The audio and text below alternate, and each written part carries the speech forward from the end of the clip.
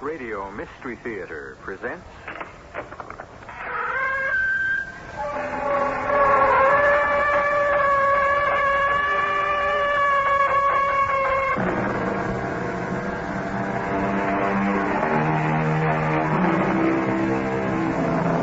Come in.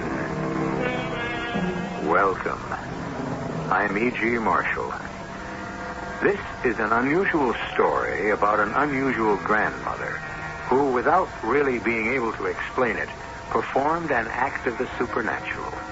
Yes, supernatural, because sitting in her room in a nursing home, working on a needlepoint portrait of her old house, she somehow brought her son to his senses and created peace where there was chaos. It began in the strangest way. Nell Atterwood's grandson, Rick, 25, was paying her a visit at the home.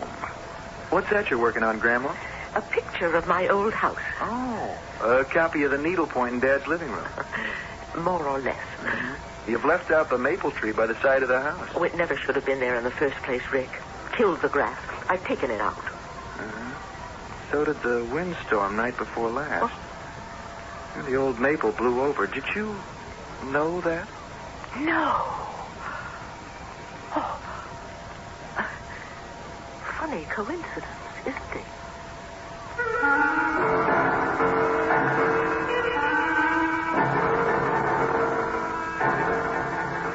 Our mystery drama, Wishes Can Be Fatal, was written especially for the Mystery Theater by Roy Windsor and stars Carmen Matthews.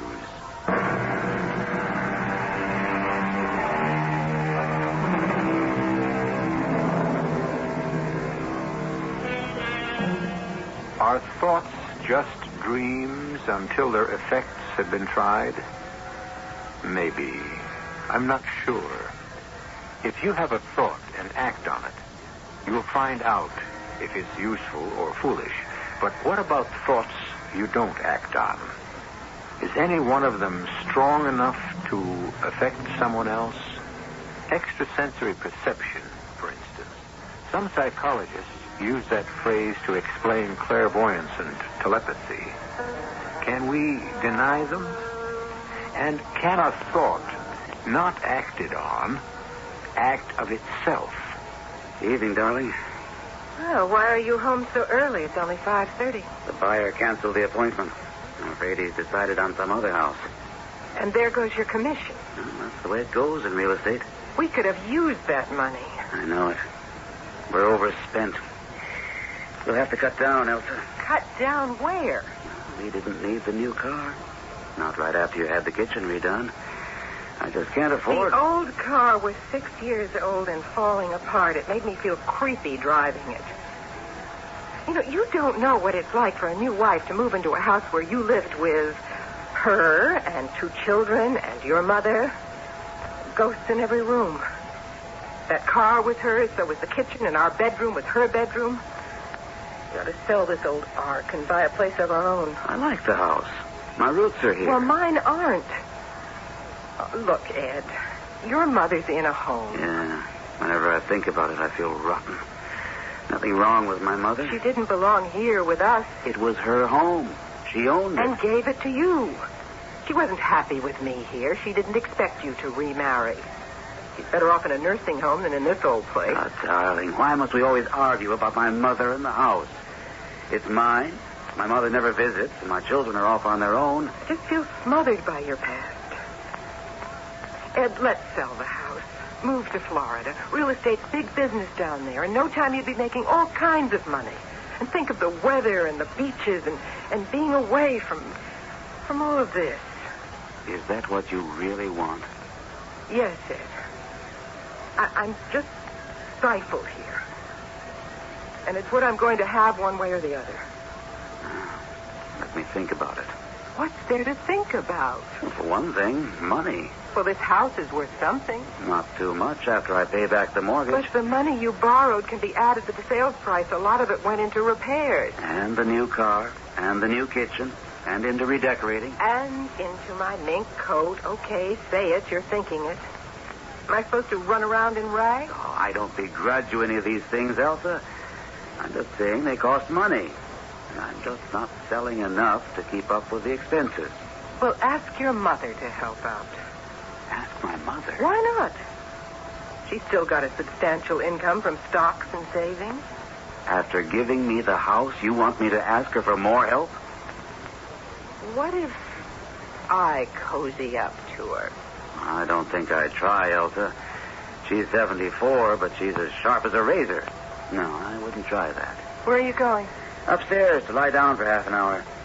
Oh, did they come over and cut that old maple into logs? Yes, they stacked it in the cellar. Sorry about losing that old tree. That's odd. What's odd? The needlepoint picture of the house. What about it? I could swear that when my mother made it for us, the old maple was right there. It's gone. Well, you're mistaken. If it was there, how could it not be there now?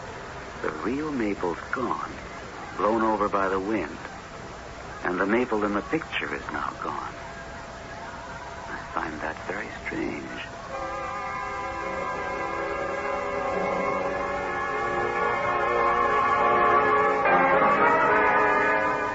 Hey, Paul, how's my favorite sister? Oh, fine. What's this favorite sister, Jazz? I'm the only sister you've got. True. So, this is it. I like it. Not bad, right? This little living room, a bedroom, and kitchen, all for $175 and utilities. Pretty good location, too. The shore road's okay. Yeah. I like it. Well, sit down, Rick. Hey, Mother's old Windsor chair. I'll be darned. Oh, Dad said I could have it, and Marie Antoinette couldn't have cared less. She goes for ultra-modern in aluminum and fake leather. I took some other old things, too, and some photographs. I always liked that one you took of Mother and Dad. Yeah, I like it, too. What a mess.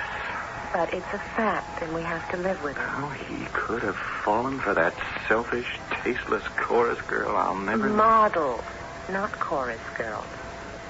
No, I don't know. He's only 51 and lost after Mother died. Along comes this girl, Elsa, whose teeth can cut steel. What are we going to do about it? Nothing. She drove Grandma into a nursing home. We couldn't stand to live there. I'm sorry for Dad, but I'm glad I've got a place of my own. What if we found a big place? 2 or 3 bedrooms, and the 3 of us moved in. 3? Which 3? You and I and Grandma. I hate to think of her in that nursing home. She seems to be doing all right. I don't know, Paul. The idea of the 3 of us together doesn't really send me... Oh, she'd love to keep house for us. Maybe, but we're not kids. We got our own friends. Now, I love Grandma, but I don't see myself as her little boy again. Or you, too. No, Gran is all right. She's lonely for what was, I suppose. I worry about Grandma. Well, don't. She's well. She just needle points. Right now, she's making another portrait of the old house. Oh, that's sad. Yeah. It's something else, too. Her copy hasn't got the old maple tree in it. You remember the one? I carved my initials in it when I was 6. Well, maybe she's forgotten the tree. No, she's leaving it out because it's no longer there. But the tree blew down night before last, and Grandma didn't know about it. That's off the wall. Weird, right?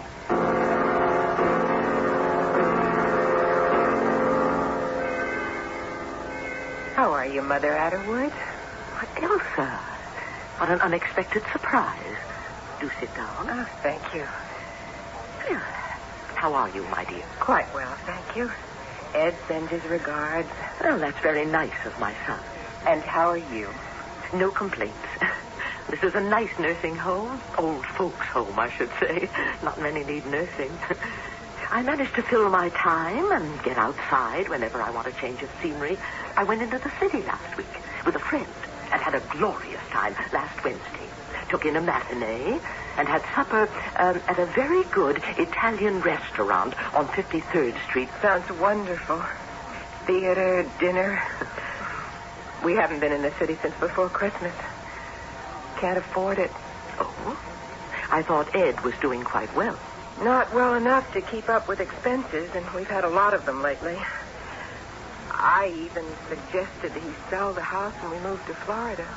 Oh, and you like that? Oh, I'd like anything better than being cooped up where I am. Then I think that that's what you ought to do. Sell and move. You mean that? Of course. I don't say what I don't mean, Elsa. You know that. Well, Ed's reluctant to be so far away from you and his children. Oh, I'm content. And the children are hardly children. Rick's 25, and Polly, let me see, no more than 23. Tell Ed not to let us stand in his way. He's begun a new life with you. Well, I'm surprised to hear you say that. You're much happier with me here and with Rick and Polly elsewhere. Isn't that true? That's a harsh way of putting it. It's not sentimental, if that's being harsh. If we sold the house, a lot of the money would have to be used to pay off our debts. I'm surprised you have debt. Oh, we've got a list a mile long. And when they're paid off, there won't be much left to start a new life in Florida. So, I wonder I think not, Elsa. Why not? Ed's your son. And you have more money than you'll ever need. He's also over 21. If he's been imprudent, he'll have to economize. But we can't go to Florida with just a few $1,000. Florida isn't going to run away. Get out of debt, and it will be waiting there to welcome you. You wouldn't consider... My dear Elsa, under no circumstances whatsoever.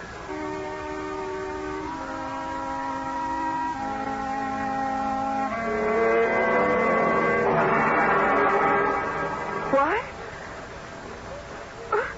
Oh, no. Poor Chin-Chin, that poor little dog.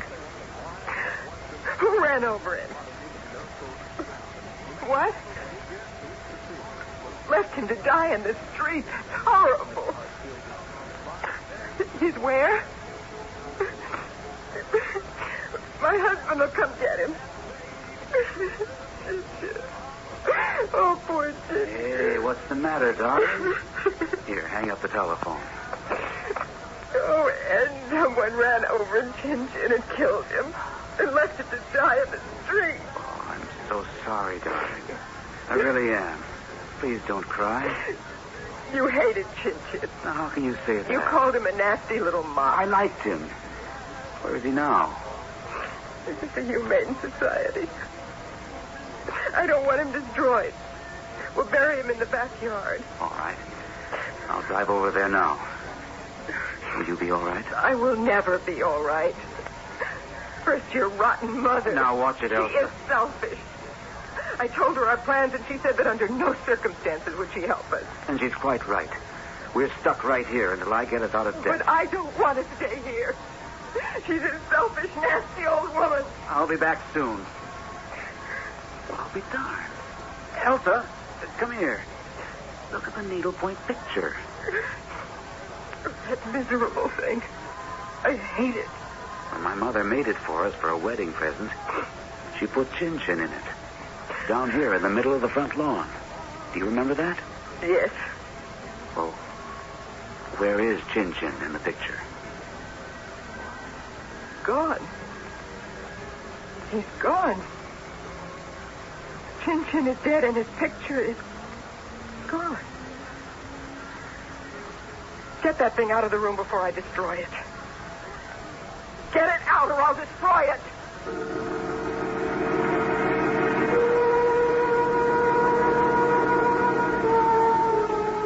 Remarkable. Can a wish become an act? In what other way can we explain that as old Mrs. Atwood makes a copy of her original needlepoint portrait of her former house, omitting certain items from the copy, those same items disappear from the original?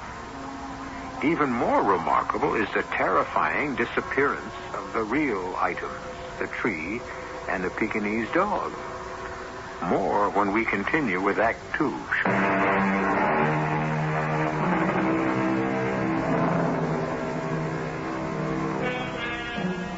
I don't suppose there's anyone who at one time or another hasn't said, I could kill him, or I wish he were dead.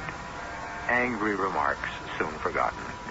And of course, we've all heard the expression, if thoughts could kill. Now, is that possible? Well, my goodness, the two of you. Please sit down. How are you, Grandma? Oh, just fine. Yeah, they treat me okay? If they didn't, they'd hear about it, Rick. No, it's a nice enough place. But it's not home. Well, yes, it is. A home for the homeless. Oh, that sounds sad. Well, it isn't really, Polly. Most of the people here just couldn't manage homes of their own any longer. The time comes when others have to manage for them. I'm still spry enough to run a vacuum and put a meal on the table, but not alone in a home of my own. I wouldn't like to live that way. Too lonely. I wish all of us still lived in your old house. Well, we don't, and it's just about time you stop mooning about it. Times change. Nothing ever remains the same. Your old house is too full of good memories for me. Well, treasure them, but live for the present. You have your own life to lead, Polly. Don't moon about what was. My goodness, that's just about all that I listen to around here. So you want to stay here? Why, of course. It's not bad at all, and I get out whenever I please. But you still think about the good life we had in the old house, don't you, Grandma? Uh-huh. Well, I mean, why else are you making a copy of that needlepoint picture of the house in the grounds? Well, yes. I admit the house holds many memories for me. The needlepoint portrait is a kind of talisman for me, a reminder. Sentimental nonsense, I suppose. Grandma, may I see your needlepoint? Certainly, my dear. It's here in my bag. There you see, Paul? What'd they tell you? No maple tree. Oh, where's that dog? Huh? Oh, hey, no Chin-Chin. Well, I'm glad you left him out, Grandma, nasty little dog. I agree. He gave me a good nip when I was still living there. Well, it's going to be a lovely picture, Grandma. And much airier without the maple. And more serene without Elsa's pet. You're idealizing it, right, Grandma? Well, I suppose you might say that, Rick. In the original picture, I put in everything that should be there. House, trees, shrubs, the three of you, and Elsa and her Pekingese. In my copy, I'm just going to keep what the house ideally ought to be. And that doesn't include the old maple or the dog. And nature sure cooperated with you about the tree. You got any more magic up your sleeve?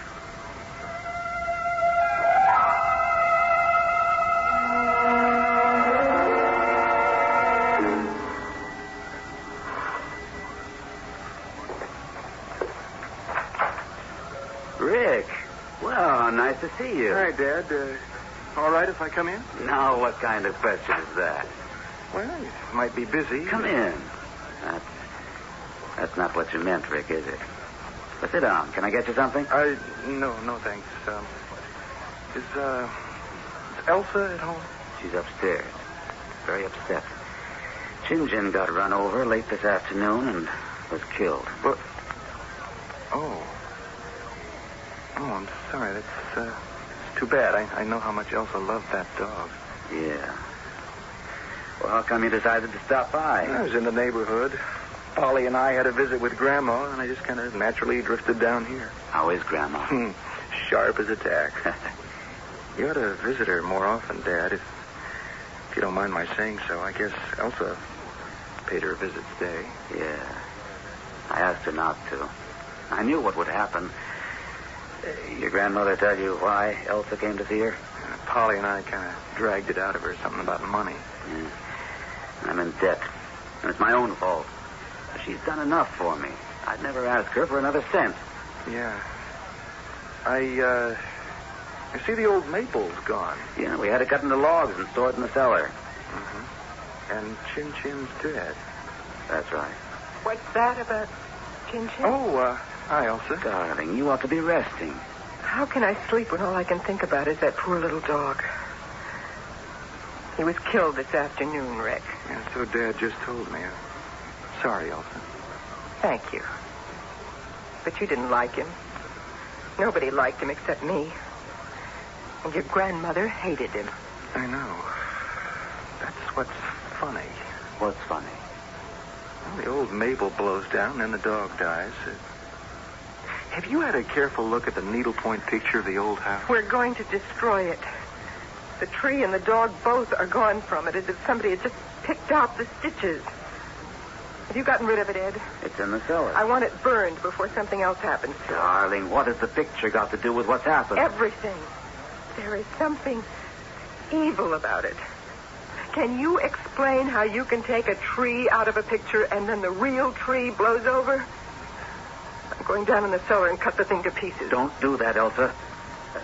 No, I can't explain how the picture changes and predicts the future. But don't destroy the picture. It might tell us what will happen next.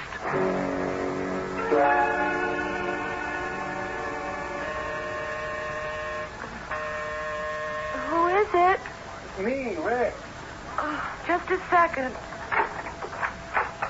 Oh, it's almost 11, Rick. Yeah, I've been at Dad's. I told you why I was going to go over there to see him. And? Well, the dog is dead. Elsa's darling little Chin-Chin was killed late this afternoon. Oh, that's far out, Rick. That's just what it is, far out. Grandma sits over her needlepoint like Madame Defarge over her knitting, recording everyone headed for la guillotine. Oh, that's weird. It scares me stiff. What are we going to do about it? Oh, did you tell Dad that Grandma is making a copy of the original picture of the house? I was going to, but Elsa's so crazy angry about the dog. Who knows what she might do? You mean like going after Grandma? Sure. That doesn't make sense. A tree can blow over, a dog can die, but who's got the power to make these things happen by changing a picture? Well, we're in the original picture, Rick. So is Dad. And Elsa. Yes. We have to tell him. Him or Grandma. Maybe we should ask her what she's up to. Well, I thought you did. Didn't you ask her how come she took out the tree and it blew over? Didn't she say coincidence? That's what she said. But I don't believe it. Well, you think she's flipped out? No, but she's found some crazy power that's made her deadly. What power? Who knows? Maybe some kind of voodoo, needles stuck into a doll. Oh, you don't believe that kind of stuff, do you? I'm ready to believe just about anything. What time is it? It's too late. I can't visit her now. Well, what about Dad? Well, if Elsa's asleep, I'll speak to him. Not if she's awake. If she suspected the truth, she'd be dangerous.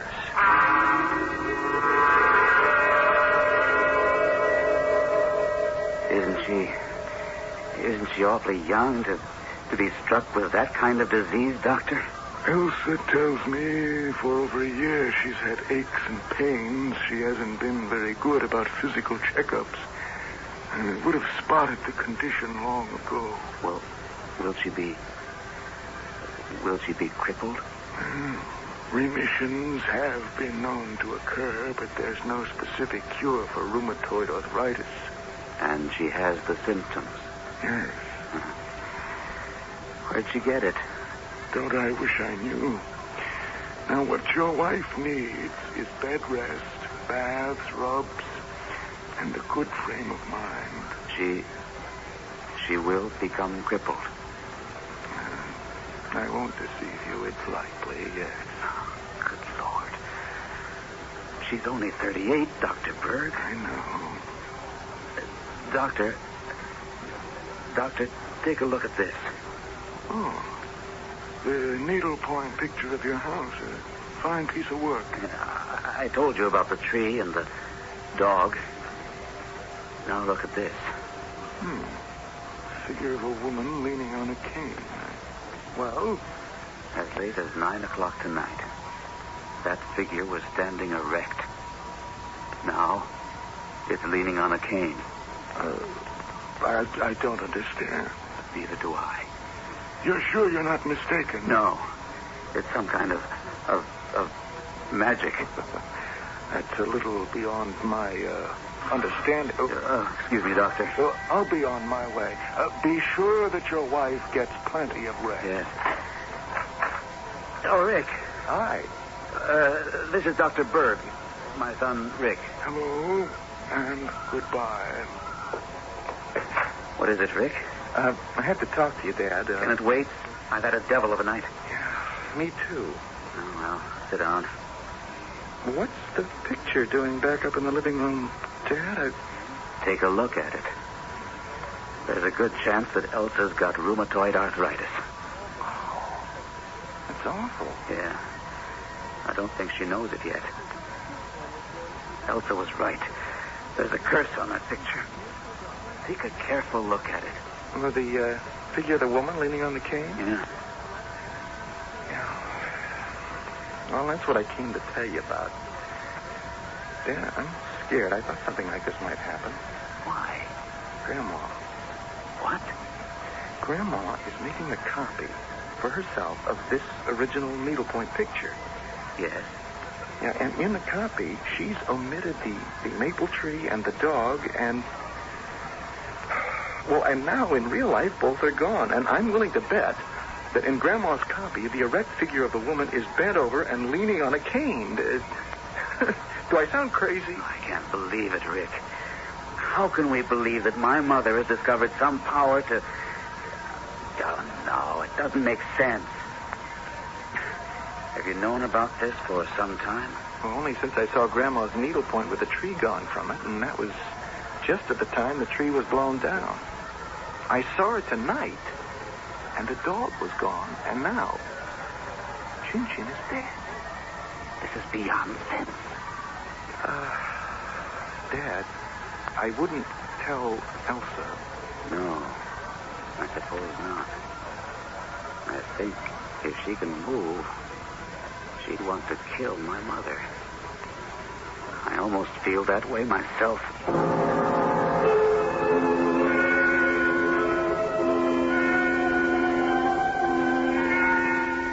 The question is this. Is old Nell Atterwood a force for good or for evil? And there's another question. Does she know she seems to possess thoughts that can kill? As distinguished a philosopher as Santayana once wrote, that there is nothing impossible in the existence of the supernatural.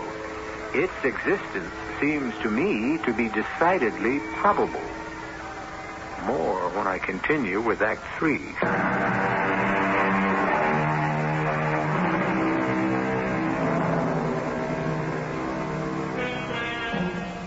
Dreams are trips into limbo.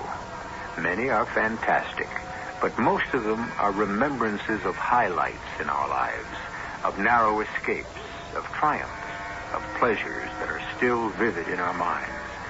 And the good dreams are a storehouse in each of us, which is a safeguard and guide in our daily living. But is the strength of any remembrance strong enough to be lethal? Is Grandmother Atterwood a killer? What have you been doing, Mother? Good morning, Ed. Rick? Hi, Grandma. I don't see you for months, and you greet me with, what have I been doing? Well, what I've been doing is living here at the home, minding my own business. You've been needle-pointing a copy of the picture of the house you gave me and Elsa for our wedding present. Along with the house, let's not forget that, Ed. Yes, I have been making a copy of the old house. And killing a tree and a dog, and inflicting rheumatoid arthritis on my wife. You sound addled. I kill a tree and a dog and injure Elsa. That's preposterous.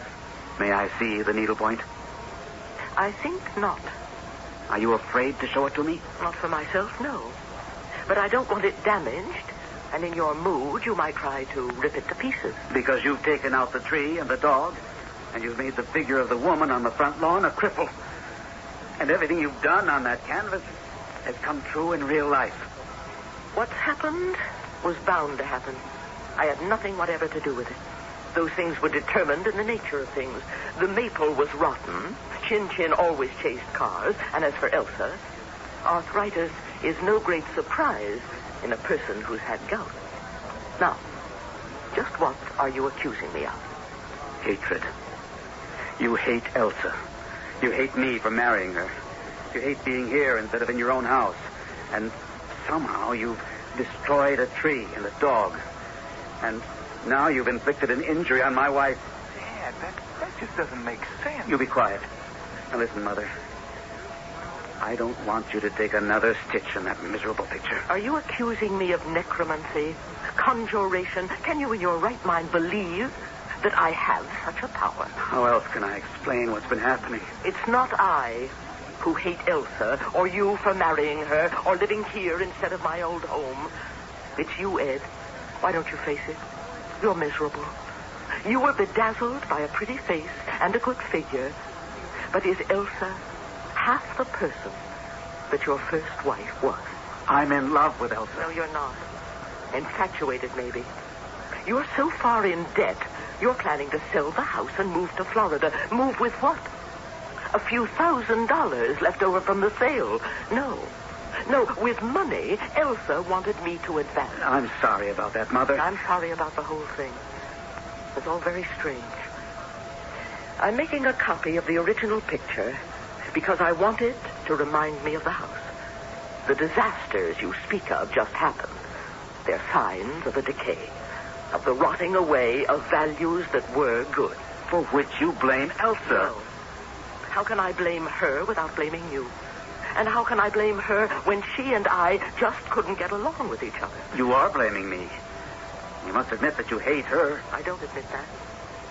Elsa hates everyone except herself. There are people like that. She may even come to hate you if you don't become the man she wants you to be. No, Ed. No, Elsa is just incompatible with your family. That's why we scattered in all directions. But we still love you.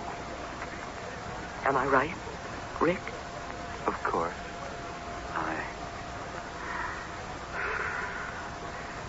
I'll be going along to work.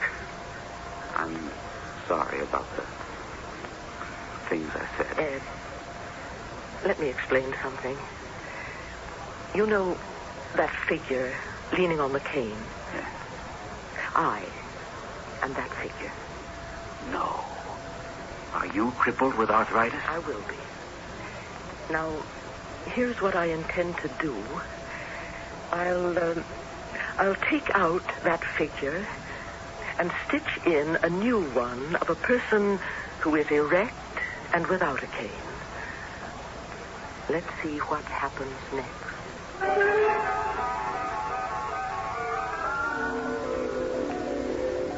Well, Dr. Berg? Your wife is much improved. She still has pain, especially in the right hip, but she can move around. Remission? No, Mr. Atterwood, not this quickly. Arthritis, it doesn't go away overnight. I learned just now she has had a history of gout. It's an allied disease. But she can get around. Oh, yes, for a while. How long, I could not say. I've prescribed for her, and she'll get relief. Wow, that's good news. Oh, darling, how are you? Better. Dr. Berg's been wonderful. Thank you. I'll be on my way. I can see myself out. Good night, and thank you. Ed, I've got something to tell you. Sit down, darling. I hope you'll understand. I'm leaving. I see. I have some friends in Pompano who'll take me in for a month or so until I find a place to live. You made up your mind? Your mother made up my mind. After what you told me about that needlepoint of hers, I'm not safe in this house. That old witch killing my dog. Chin chased cars and got run over. Not until she took his picture out of the needlepoint. She's in league with the devil. Look, I'll put the house on the market, and we'll move... No. Stay here. This is where you belong. Not with me. I want to be free of you and your family.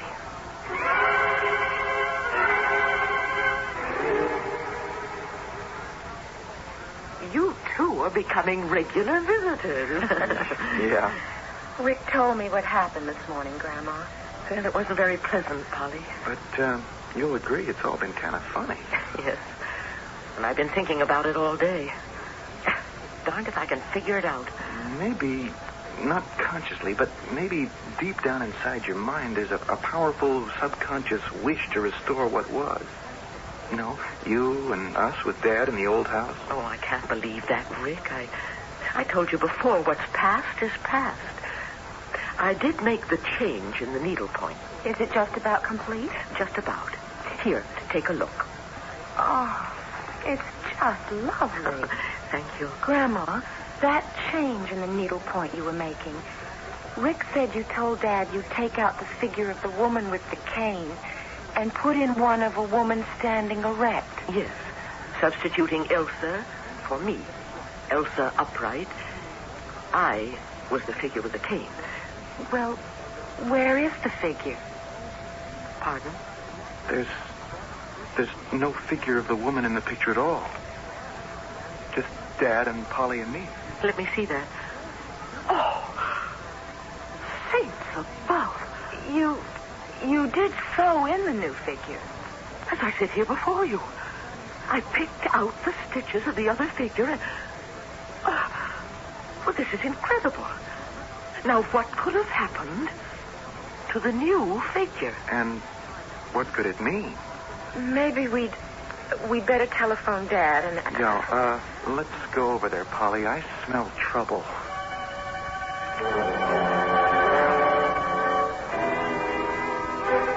That's all I can tell you, kids.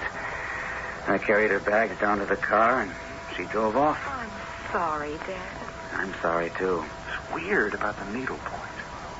When we looked at Grandma's copy and the figure was gone, we thought Elsa had died. What is the explanation? Don't ask me. I really began to think that my mother was practicing some kind of magic. But I don't believe in the supernatural. Look, why don't you sell the house and go after Elsa? You love her, don't you? I thought I loved her. She's a beautiful woman. But she's been slipping away from me for the last couple of years. What did your grandmother say when she saw the figure missing from her copy of the picture? She was bowled over. I wish I could explain it. None of this makes sense. Unless you believe in some superpower that decreed these things should happen. And that's beyond me.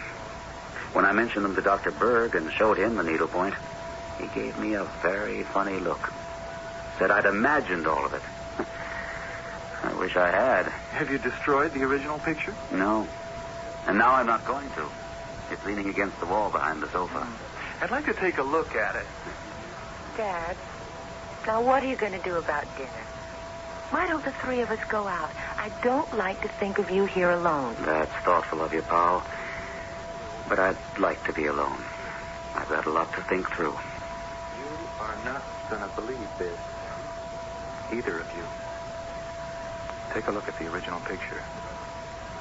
Why, the dog has been restored. And so has the figure of a woman.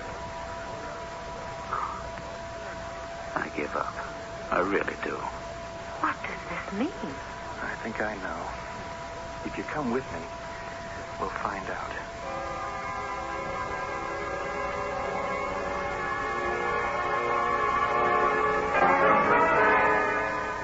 This is madness, Elsa. You know that. Well, you don't have to, Doctor, but wouldn't you enjoy the drive south? I can't deny it. You're really a terrible woman. Why? Because I'm vital and want to enjoy every ounce of life? But why me? You're not unattractive, Doctor. And being a doctor, you'd be able to look after me.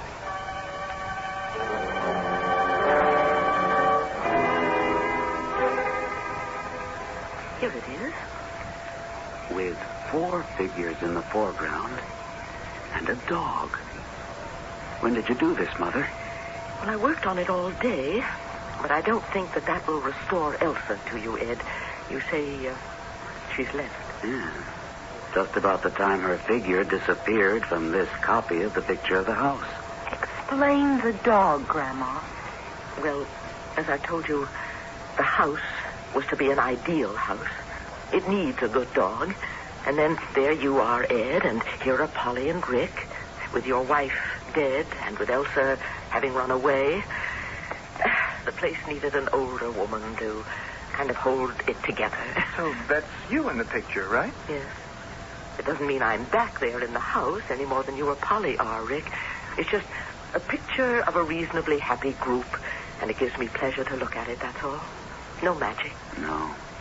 All the magic went out of it when Elsa moved in.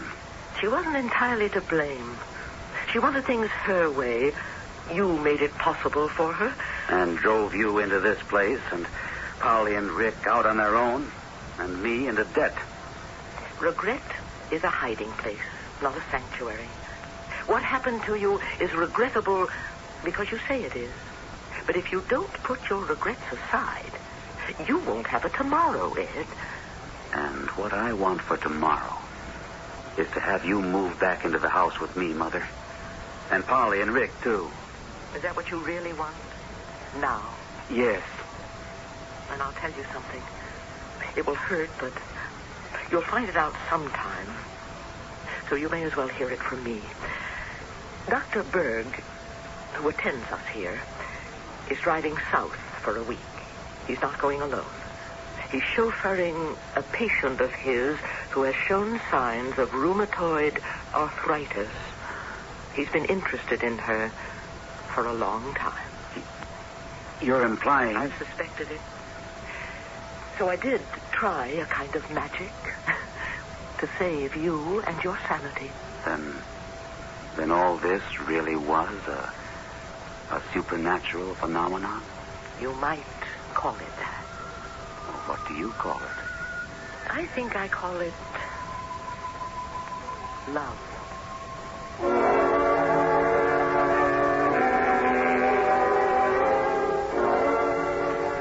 It began with a needlepoint picture of an old house that first showed signs of decay when a man's second wife methodically emptied it of his mother and his 2 grown children. It was restored when love, apparently helped by some strange magic, made an ideal copy of the picture, and events followed that restored the impetuous man to his senses. Did Nell Atterwood possess supernatural powers? She denied it. But will her happily restored family ever really know? I'll be back shortly.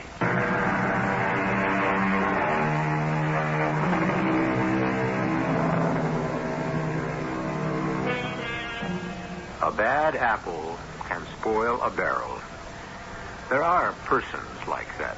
Those who don't fit into society because they're self-centered, unapproachable, and defensive. Such a person was Elsa Atterwood.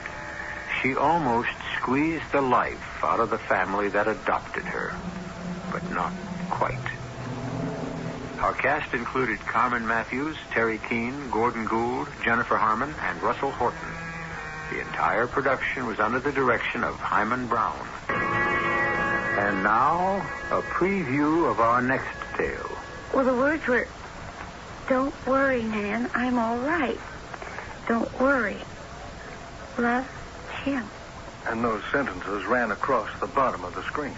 Yes, time after time, half the evening long. I telephoned the TV station, but they thought I was some kind of a nut. Did your daughter see the sentences? No? And she was watching with you and she can read? Yes. I know it sounds incredible, Major Wayne. I have no reason to disbelieve you, Mrs. Archer. Well, what the devil do you make of it? I don't know quite what to say. I don't want to give you hope, but I think that James Archer, voluntarily or by force, has been transported from the Earth to some planet beyond sight and comprehension. Radio. This is E.G. Marshall inviting you to return to our Mystery Theater for another adventure in the macabre. Until next time, pleasant dreams.